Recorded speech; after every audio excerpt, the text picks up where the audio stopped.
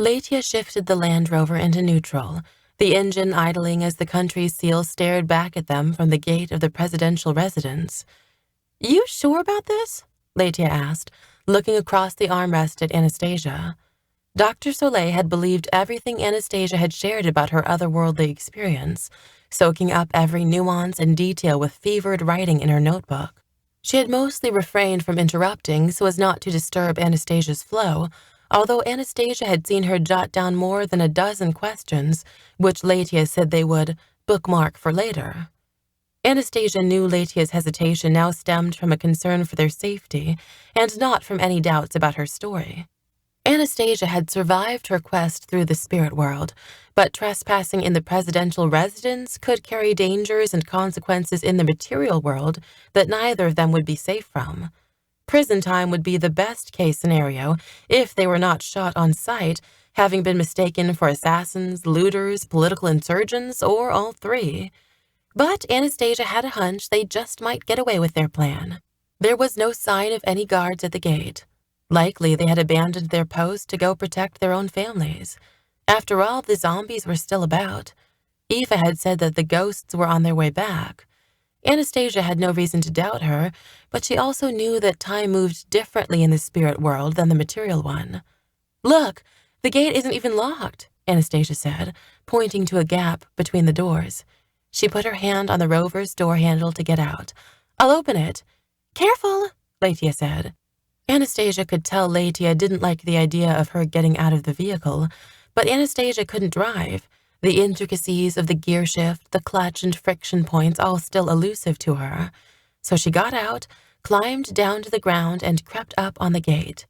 It was strange to see the country's seal so close, with its gold and black lammergeier, much like a kidney, spread against the backdrop of snowy volcanoes and sun-kissed savanna. How many times she had seen this very gate as a backdrop, while journalists relayed their stories on the evening news, reporting on another accomplishment of the Wakumbu presidential administration, reducing malaria or maternal child mortality, supporting economic growth, achievements in education, or grants to the arts.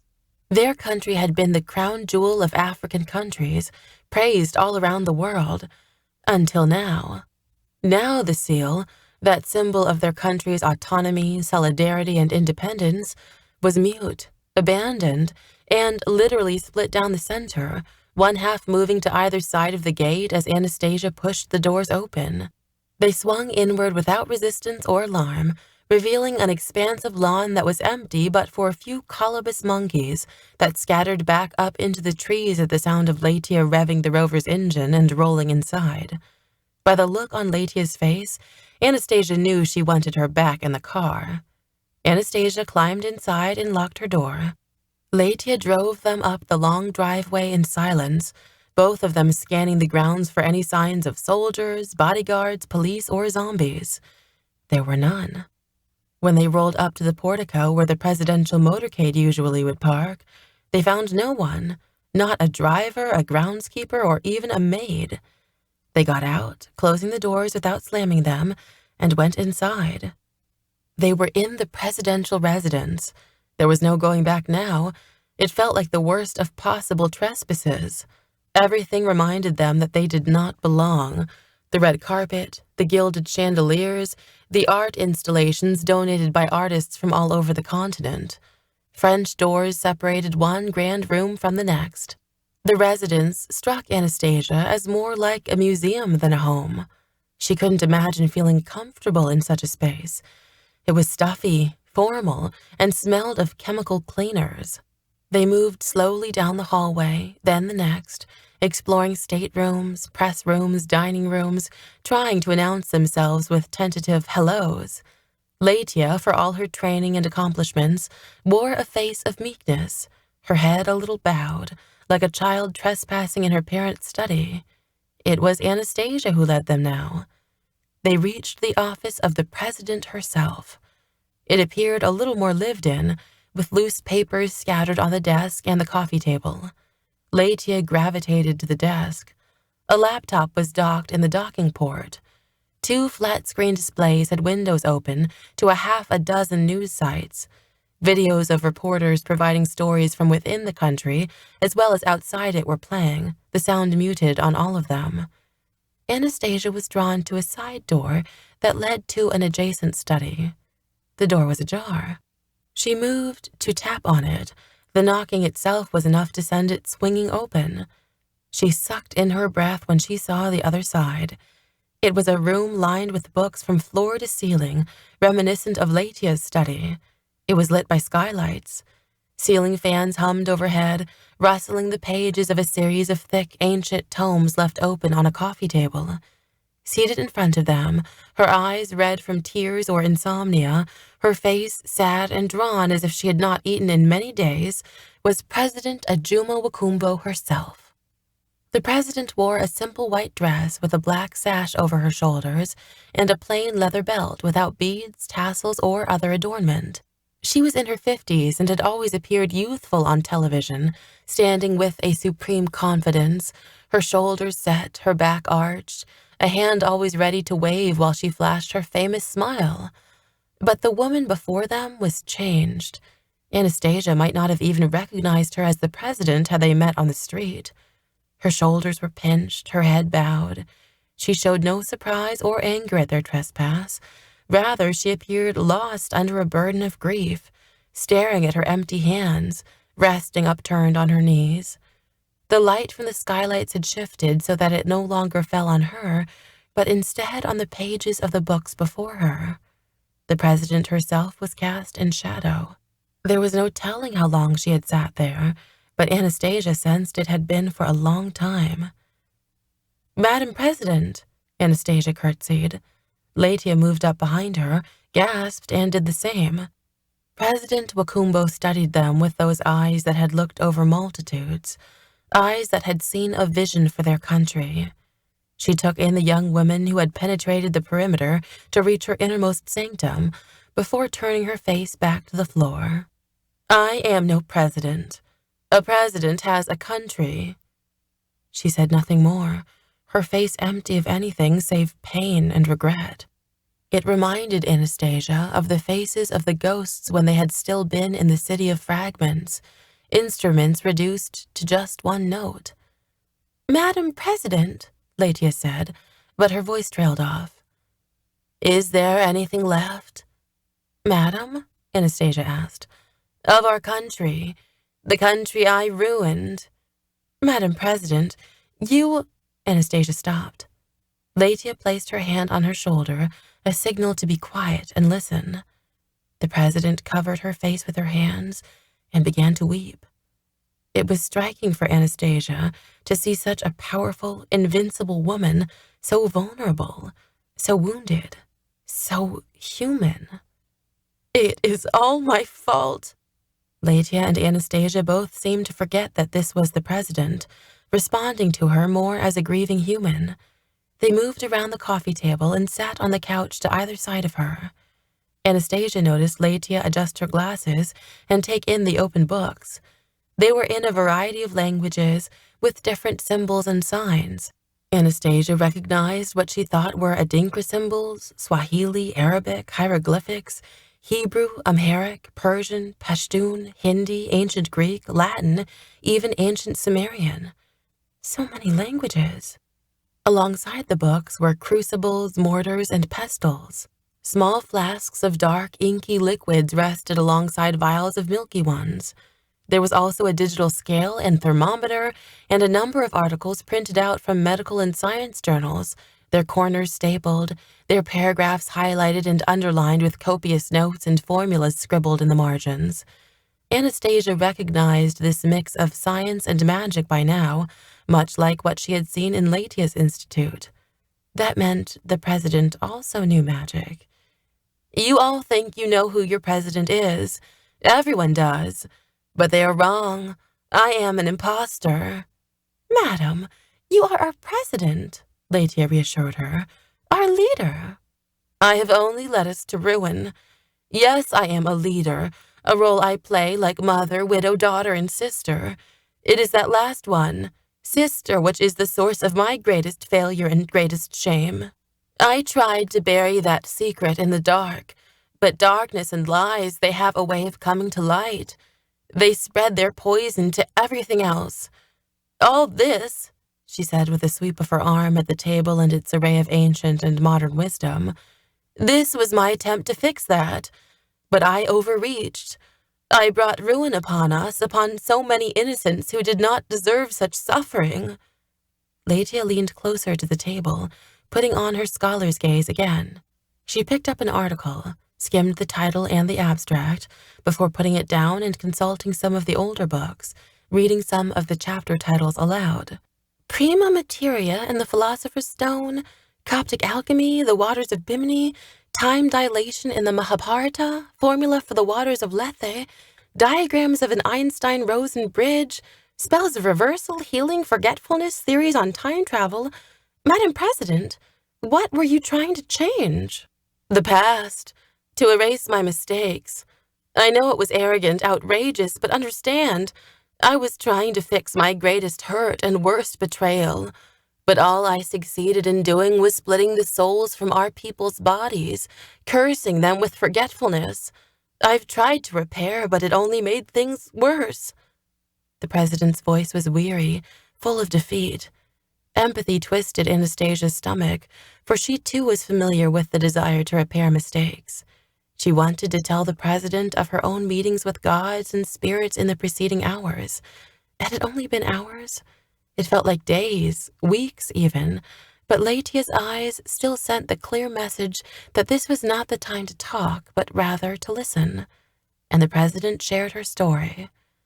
I was just a girl. Popular and smart, yes, but not wise, and very selfish and vain. You see, my little brother was ill with malaria. I was supposed to remain home watching him, making sure he took his medicine every 2 hours. But I wanted to go out with my friends. My parents were out for the day working. They had to be. We were poor. So I gave my brother 2 doses at once to cover him for 4 hours so I could sneak out. I had a life to live after all, and it was not my fault he was sick. I left him sleeping, went out, and came back right on time, satisfied with myself and how I had met my family and social obligations, even outsmarting my dumb parents while doing it. I thought all was well, but it wasn't. You see, malaria medicines were not as safe back then. She turned to Latia, who still wore her lab coat, and touched her knee. You know, I'm sure. There were always dangerous side effects that a stupid, selfish teenage girl would not have thought of. A few more jagged sobs shook President Wakumbu's frame. She wiped her eyes and nose. My brother was blinded. All because of me. I was supposed to protect him, to care for him, but I betrayed him. I let down my parents. He had such a kind heart, always taking in little animals and nursing them back to health. He could coax anything to grow, to flourish, including plants. He had a green thumb. My parents, they had such high hopes for him. He was talented with drawing, painting, and sculpting. We hoped he might grow up to be an artist, but I took all that away from him. And me, I was supposed to be the smart daughter, responsible, respectable. I had become their worst failure. I was so ashamed that I ran away. I lived on the streets. I survived because other poor children and women who had so little to give took me in out of sympathy. I told them I was an orphan. I changed my name and worked odd jobs. A group of women who owned some local businesses in the slums started to look after me. They saw potential in me and paid for my schooling. I learned important lessons in those years. It gave me a heart for the indigent, but also an understanding of how women could come together and lift themselves up through business. I was determined to give back, and I did. It led me here. I was so driven, so committed, so passionate. I wanted to take care of the whole country. And you have, Latia said. People say you are the greatest president the country has ever seen, even the whole continent. But you see, said President Wakumbu, turning to Latia, twisting the end of her sash in her hands, I couldn't care for the one person who needed me most. Now I have tried too hard and spread my failure to everyone. I am cursed, and the country too. She covered her face once more. Latia was overwhelmed, her own eyes filming. She put her arm around the president and rubbed her back as she might assist her. They clasped hands. Anastasia, risking being too forward herself, reached out for the president's other hand. "Madam President, I think I would like to take you someplace with us." Anastasia rode in the back seat with President Wakumbu while Latia drove them. It was a measure of her despair that the president accompanied them without question. Anastasia guessed that President Wakumbu was grateful to hand over responsibility to someone else, to be led instead of leading, even if she had only just met them. She apparently had no one else, having sent her own staff away, like Latia had, to care for their families. It was clear the president trusted the two of them. With the disaster that had befallen the country, normal social barriers had broken down. So that was how a 20-something doctor from a village in the southern region and a teenage girl found themselves driving the president of the most powerful African country up to the gate of Anastasia's house, Anastasia whispering a prayer under her breath that her plan would work. Latia honked the horn outside the locked gate. When Anastasia saw her father open the guard latch and peer through at the stranger in an unfamiliar vehicle with Saitoti Research Institute written on the door, Anastasia realized he would likely think they were from the Ministry of Health, come to quarantine them. She rolled down the window. "Papa, it's me." "Anastasia." He ran to open the gate without closing the latch. Latia shifted into gear, and the rover roared into the courtyard. Her father was calling out at the windows to her grandmother, mother, and aunts. "Elizabeth, Beatrice, Khadija, and Kamaria, come quick! Anastasia has come home!" Anastasia opened the door. She wasn't sure if she should expect a beating or a hug, but she got out of the car anyway. To her relief, her father knelt down and wrapped her in a tight embrace. "I thought I would lose both my children." Her father was weeping, something she had never seen him do before. "Papa, I'm so sorry." A series of quick taps of her cane preceded Esmeralda running in from a lane between the house and the wall to the next compound. "Esmeralda!" Anastasia said, leaping to her. The young woman, to her surprise, hugged her even tighter than her father. She was smiling and laughing. "I knew you would return." "Esmeralda, you were magnificent," Anastasia said, pulling back just enough to see her friend's face. Esmeralda ran her fingers lightly across Anastasia's cheeks, eyes, and mouth, reading her happiness with her touch. Anastasia reached up to touch Esmeralda's face as well, at first in affection, but then she closed her eyes as well. "You'll have to teach me to see like you do." Esmeralda punched her arm. "All right, I guess I can show you some of my moves. You need something other than throwing rocks." They both laughed. "You're right about that. I'll have to blindfold you to do it proper." "I'm in." Anastasia's grandmother, Elizabeth, and her aunties, Beatrice and Khadija, ran into the courtyard next, crushing Anastasia in more hugs. They were less restrained with their weeping than her father had been, but swiftly shifting to jumping and singing praises to Jesus, God, and the ancestors for her safe return. Anastasia tried to give them a moment to savor their relief before she asked, "How is Paolo?" The joy on their faces faded. "The same," Grandma Elizabeth said. "Worse, really," Aunt Beatrice said, Aunt Khadija nodding her head with a somber look. "And Mom?" "Kamaria is with him. She dozed off next to his bed." Two car doors closed, drawing Anastasia's attention back to the rover. Already all the adults had gone silent at the sight of the president. After the initial shock, Grandma Elizabeth, being of an older generation, pulled her shawl over her head and knelt before President Wakumbo, just as her elders had done for chiefs, bad knees and all. Her aunties looked completely befuddled and stunned, placing their hands over their hearts before they simply followed Grandma Elizabeth's example, as none of them had ever met a president before. Her father was unsure whether to bow or kneel, or to greet her with a handshake and welcome her as the host. He stumbled over his words, looking back and forth between the president and Latia, as if she were some aide who might explain the official protocol. Anastasia realized that even careworn, broken-hearted, and tired, President Wakumbu still retained a regal air, whether she felt it or not. It was Anastasia, in the end, who spoke up to announce the president. Dad, Auntie's grandmama Esmeralda, please meet my friends, Dr. Latia Soleil and President Wakumbo. President Wakumbo here? Where? Is that why everyone is acting so weird all of a sudden? Esmeralda asked. Yeah, she just got out of the rover I came in. I'll explain. Before she could finish, Anastasia heard the sound she had been waiting for. The tip-tap-tip of Peter coming down the lane Esmeralda had emerged from. Anastasia ran to meet him, taking his hands as he emerged into the courtyard. Motinda! My little starflower, I knew you would return. I have. I listened to your story, Motinda. I tried to learn from it. I think I found out how it ends. You did? Yes. Anastasia turned, but already the president had closed the distance between them, her hands to her mouth. Peter? Peter Motinda?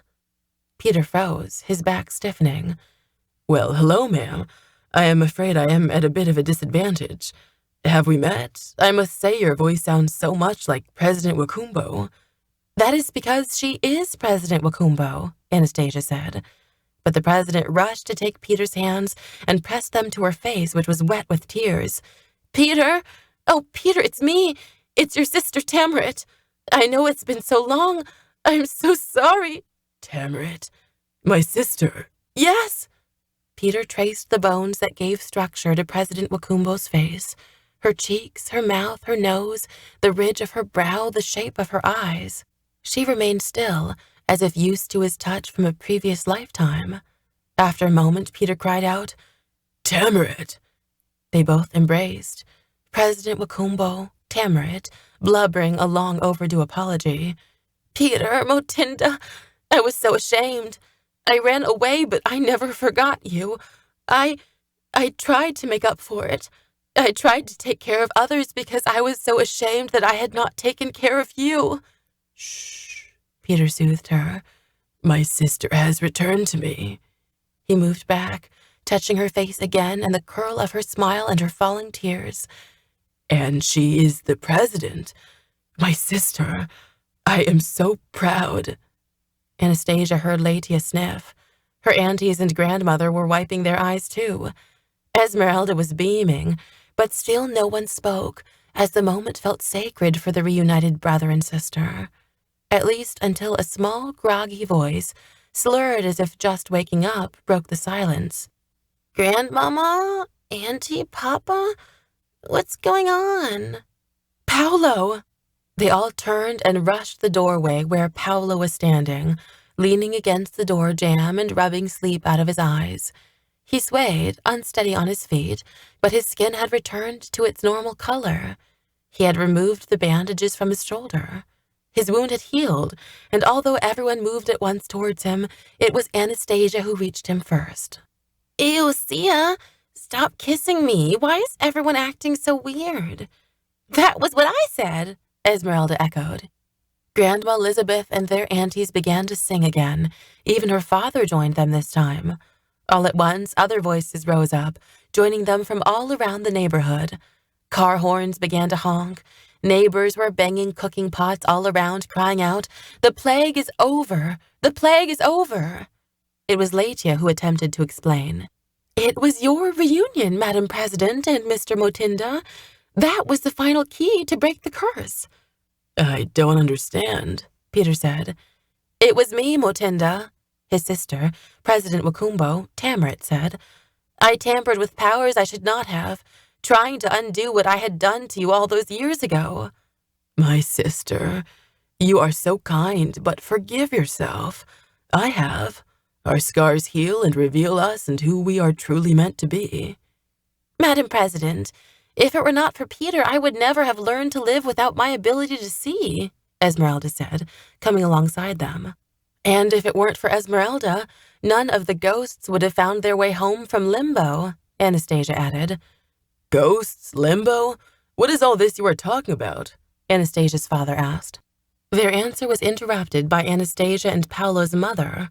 Camaria, roused by the noises of celebration, had awoken to find Paolo gone and come running downstairs. Her face showed that she had suspected the worst, that the change had taken place. But seeing Anastasia and Paolo, she stood, shocked. "Am I dreaming?" "No, Mom, you're not." She embraced both her children. It was Anastasia's turn to cry as she tried to apologize, but all her mother would say was, "Shh, I love you. I love you, I love you, my sweets. Nothing either of you could do could make me love you any less." While Paolo, Anastasia, and their mother held one another, it was Latia who suggested they go inside. "We should all sit down for some tea, if I can be so presumptuous. We have some stories to tell, and you all will want to be sitting down when you hear them." It was the first of many teas with President Wakumbo, Peter, Latia, Esmeralda, and Anastasia's reunited family. After a few weeks of the country recovering and building from the zombie scourge, Anastasia's parents hosted a garden celebration. The president herself attended, sitting next to her brother Peter just like any other guest, just one with bodyguards and a small army of assistants. She brought her grown children and their children as well to meet their long-lost uncle. The neighbors were invited too, mingling with the dignitaries, ministers, and ambassadors. Anastasia's parents allowed a few reporters, but no cameras. The ambassador from the United States was there, along with Stuart, the American tourist who had been turned into a zombie boy and had bit her brother, and his parents. Anastasia was relieved to see that Stuart had traded in the safari gear for jeans, a t-shirt, and a baseball cap. She was even standing close enough to hear the first awkward exchange between Paolo and Stuart, since they had both been changed back. "Thanks for inviting us. It's really nice of you, considering everything," Stuart said. "Well, my father insists there is a place at our table for everyone. And after all, your parents went through the same fright mine did." "Yeah, I guess," Stuart said, adjusting the bill of his cap. "Well, I'm still sorry for trying to eat your flesh and all." Paolo, always sweet, patted him on the back. "You couldn't help it, and I guess it could have turned out a lot worse." "Yeah." They shared an awkward silence, her brother rocking on his heels and Stuart looking up as if to count all the Chinese lanterns strung across the garden. A high-life band was playing down on the lowest terrace, about where Anastasia had come across Stuart and her brother in the first place. "You want to try some good African food?" Paolo finally said. "Sure, but no meat. I'm going vegetarian for obvious reasons." Anastasia was glad to see them both walk away laughing. Jambi sidled up next to Anastasia with a stony Tangawizi in her hand and handed a freshly opened bottle to Anastasia. Jambi's cornrows were oiled, and her eyes sparkled with glitter. She was wearing a navy blue shirt that read in large red and white characters, "The square root of -1, 2 to the third power, epsilon, pi, ampersand. It was delicious. I ate some pie, and it was delicious." "You really go all in on those shirts," Anastasia said, after deciphering its meaning. "Go big or go home," Jambi said, sipping the Tangawizi and coughing right after from the powerful dose of ginger. "Your friends Alba and Winnie are so cool." "Yeah, they are. But your friend James, is he always that annoying?" "That just means he likes you." "Ugh, really?" "He's not so bad when he's not chewing gum." Akinyi, who had accompanied Jambi from Caliande, swooped down from one of the lines of Chinese lanterns to snatch a few morsels of food from the table. "Hey, your lemming grabber is stealing food." "Lammergeier." "Whatever." "Are you going to stop him?" "No, but she will." Akinyi swooped down a second time, only to be knocked aside with a loud thwack from Esmeralda's staff. The Lammergeier fluttered clumsily in a cloud of feathers to land on a bush, as surprised as they were. Esmeralda drew her staff close once more and crossed her arms. The giant bird squawked at Esmeralda, but he made no move whatsoever to go near the table again. "How does she do that?" "I'm still learning," Anastasia said. "She's amazing." "I know." Anastasia sipped her Tangawizi, coughed herself, taking in the crowd of family and friends, old and new. She pictured the long column of refugees snaking its way out of the city of fragments, up the ridge, and imagined many of them celebrating with their own families, or their ancestors in the next life, or whatever destinations their faith had bound them for. As she had learned from Latia, the universe was full of possibilities, and they all could somehow exist at once. No matter where the souls had gone, Anastasia could feel their appreciation and approval, almost like she could sense the direction of the sun with her eyes closed, just by the warmth on her face. She was glad they had found the ends of their stories. "Too bad your friend Dr. Soleil couldn't make it. I really wanted to meet her," Jambi said. "Yeah, I wanted you to meet Latia too, but she had something important come up." "Something at the Institute?" Anastasia smiled. "Something better. She went home to her village in the southern region. She said she had a date with her old friend, Jamhuri Jamari. I told her she should definitely go. They have a lot of catching up to do."